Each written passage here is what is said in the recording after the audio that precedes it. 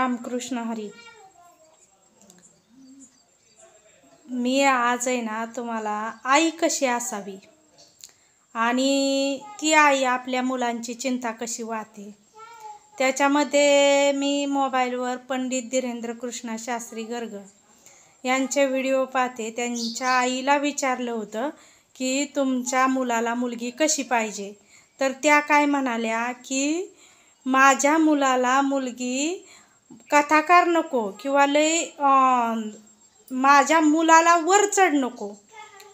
वरचढ नको म्हणजे लय पैशा पाण्यावाली वगैरे ती त्या प्लेस्टोऱ्यात राहते अशातली नको. मग कशी पाहिजे, तर तिला पहिली गोष्ट स्वयंपाक आला पाहिजे.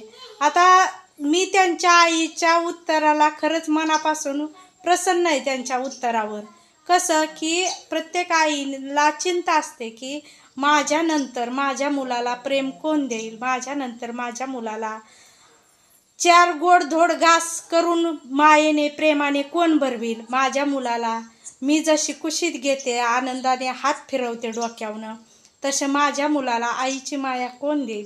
पत्नी नुसती पत्नीच नसते तर ती आई असते, ती मैत्रीण असते, ती बहीण असते, ती प्रेमिका असते. पत्नीच्या नात्याला अनेक आणि पत्नी ही असते, अनेक नाती जोडली जातात. तर मला त्या पंडित धीरेंद्र कृष्ण शास्त्री गर्ग त्यांच्या आईचे सवाल खूपच आवडले.